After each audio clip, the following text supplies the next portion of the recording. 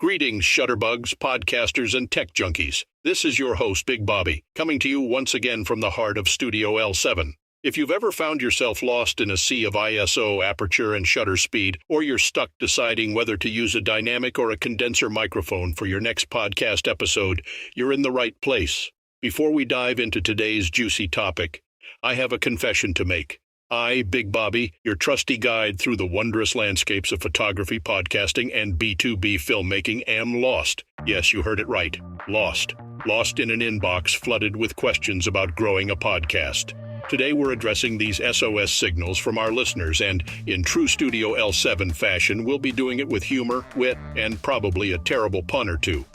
Buckle up, folks. It's going to be an enlightening ride.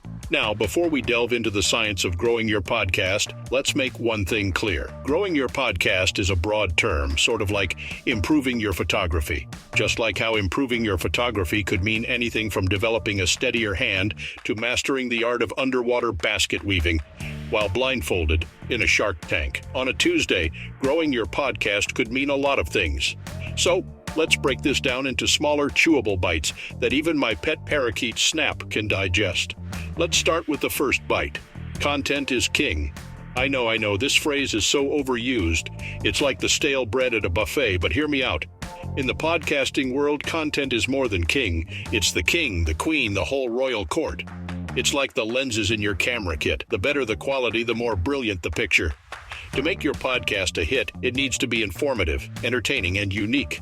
Like a unicorn with a PhD in astrophysics who moonlights as a stand-up comedian. Bite number 2 is consistency. Now, consistency is like my ex. You may not always want it around, but you have to admit life runs smoother with it. A sporadic podcast is like a capricious cat, unpredictable and more likely to leave your audience wondering where you disappeared to. Stick to a schedule. Weekly, bi-weekly, monthly, pick your poison, but once you do, stick to it. If you don't, you risk leaving your listeners hanging. And let's face it, in this fast-paced digital world, there's always another cat video or a meme that could steal their attention. Now on to bite number 3, the art of promotion. I know promoting your podcast can feel as tedious as watching paint dry on a humid day. But remember, even the most captivating content can go unnoticed without a spotlight. Whether you use social media, email newsletters, or hire a plane to write your podcast's name in the sky, if you have that kind of budget, hats off to you. Getting the word out is crucial. And speaking of promotion, remember to use your podcast to promote itself. You know, like those Russian nesting dolls, where there's always a smaller one inside. Except in your case, instead of a doll, there's an episode mention, a call to action, or a teaser for the next episode. And no, my dear listener, that's not Inception, that's just good marketing. The fourth bite, networking. Networking. The word alone can send shivers down the spine, just like fumbling with a camera lens cap when you're about to lose that perfect sunset shot. But networking isn't about going to events and handing out business cards like candy at a parade. It's about building relationships, collaborating with other podcasters, interviewing experts, or even just giving shout-outs to other podcasts you enjoy can help you grow. After all, the podcasting community isn't a zero-sum game. Think of it as a potluck dinner. Everyone brings something to the table and everyone gets to enjoy the feast. And finally, the last bite is listener engagement. You might be wondering, Bigbobby, what do you mean by listener engagement? Well, think of it like a first date. You don't want to be the one doing all the talking. Encourage your listeners to interact with you. Host Q&A sessions, feature listener feedback, and be responsive. Let your audience feel like they are part of your podcast, not just passive listeners. Trust me, nothing builds loyalty faster than feeling heard and valued. Just like my grandma used to say, you have 2 ears and 1 mouth. Use them in that proportion. There you have it, folks. Your 5 bite-sized steps to growing your podcast. Content, consistency, promotion, networking, and listener engagement.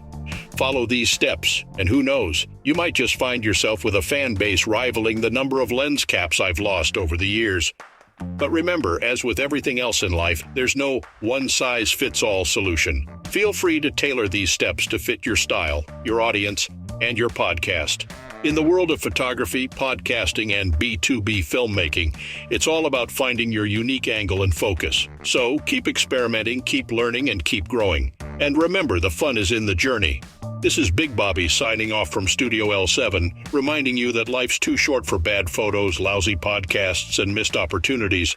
Stay curious, stay creative, and stay connected.